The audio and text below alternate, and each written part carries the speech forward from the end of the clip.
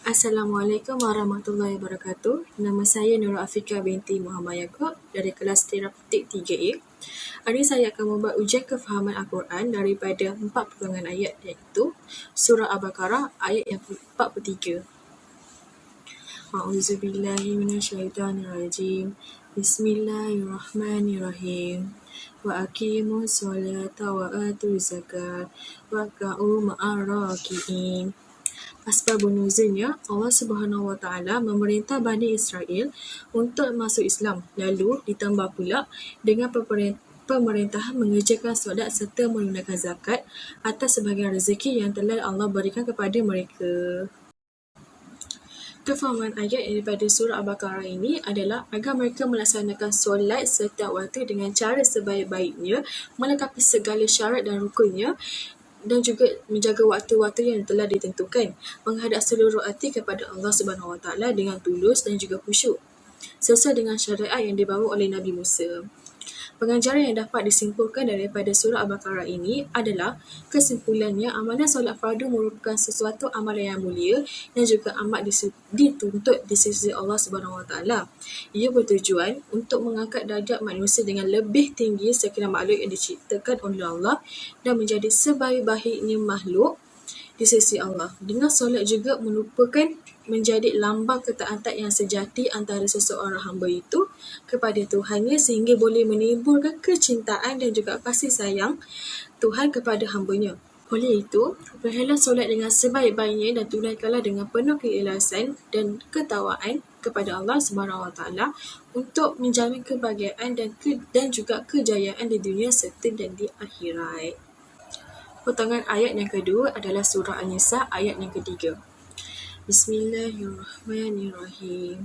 Wa in khiftum alla tuqsitu fi yatama fakihu ma taba lakum minal nisa'i masna wa sulasa wa ruba. Fa in khiftum alla ta'dilu fawahidatan aw ma malakat aymanukum zalika adna ala ta'ulun. Asbabun nuzulnya adalah menjelaskan bahawa ayat ini diturunkan berkenaan dengan seseorang lelaki yang sesuatu ketika menguasai anak yatim dan kemudian dia dinikahi, ia mengadakan persekatan harta untuk berdagang dengan wanita yatim yang menjadikan tanggungan ia itu. Kerana itu, di dalam pernikahan, ia tidak memberikan apa-apa dan juga menguasai seluruh harta persekatan itu hingga wanita itu tidak mempunyai kekuasaan apapun. Kefahamannya adalah kefahaman dari surah An-Nisa ini yang menetapkan hukum mengawini lebih banyak isteri daripada seseorang dengan syarat ia perlu berlaku adil kepada isteri-isterinya. Seseorang yang memanfaatkan keizinan dan juga dianugerahi oleh Allah untuk mempunyai banyak isteri dan tidak menghiraukan syarat yang ditetapkan oleh Allah untuk melakukan mereka secara adil, maka ia tidak berbuat baik kepada Allah. Sekiranya terdapat aduan daripada isteri bahawa mereka tidak dilayani secara saksama, negara Islam berhak untuk bercampur tangan dan membentukkan rurutan tersebut. Pengajaran ayat yang dapat disimpulkan daripada surah An-Nisa ayat yang ketiga iaitu pengajaran ayat ini untuk membela hak dan juga kepentingan seseorang wanita dalam hal perkahwinan. Ini kerana pihak wanita dapat menjaminkan keadilan. Kesimpulannya, perlulah berlaku adil dalam terhadap perempuan. Seterusnya, potongan ayat yang ketiga iaitu surah Al-Mutaffifin ayat 1 hingga 3. A'udzubillahi minasyaitonirrajim. Bismillahirrahmanirrahim. Wailul lil mutaffifin allazi idza talu 'alan nasi yawtafun wa idza kaluhum azwazanuhum yusirun. Asbabun nuzulnya adalah pada zaman Rasulullah, ketika beliau tiba di Madinah, penduduk Madinah adalah penduduk yang terbiasa melakukan kecurangan dalam menakar ukuran timbangan barang dagangan mereka. Atas perilaku tidak terpuji itu, Allah menurunkan ketiga ayat ini.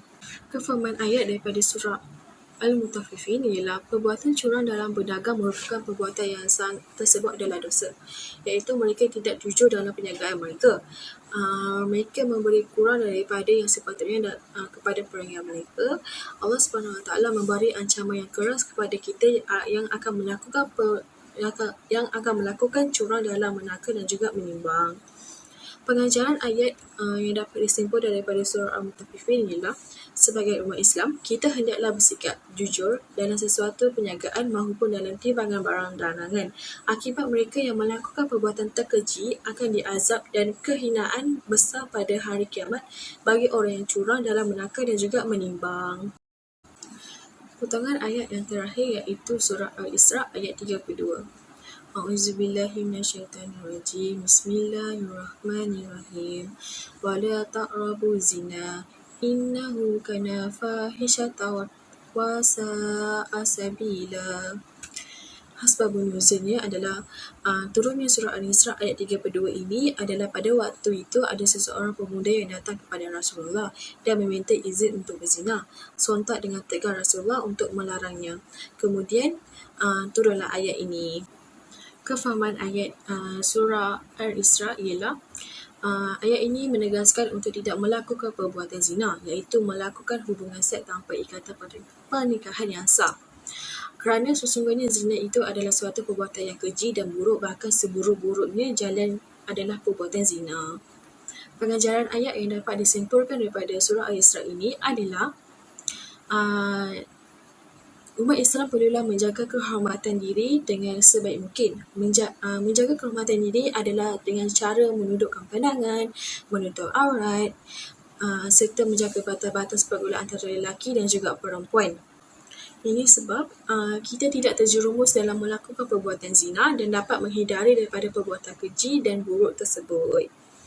Sekian, terima kasih daripada saya.